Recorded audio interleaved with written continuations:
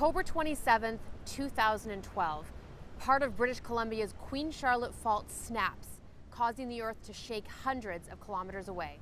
That massive 7.7 magnitude quake struck in a relatively unpopulated area, so damage was low, but if it had hit any closer to the lower mainland, the results would have been disastrous.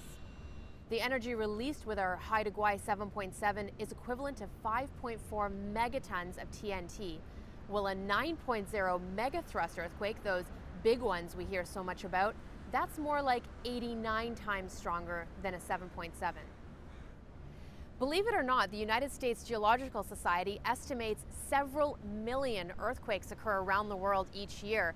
Most of them go unnoticed. They're either hitting remote locations or the magnitudes are too small to be recorded or felt. More than 1,000 of these earthquakes, though, are strong enough to cause damage, and some 10,000 people die in earthquakes annually. So what causes the Earth to be in such constant motion?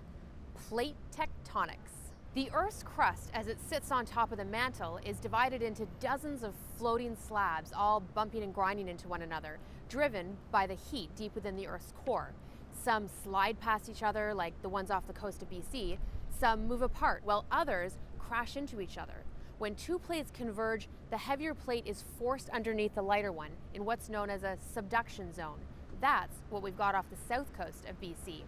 When you step back and look at the big picture, it's a perfect conservation of energy as Earth is destroyed and created over millions of years.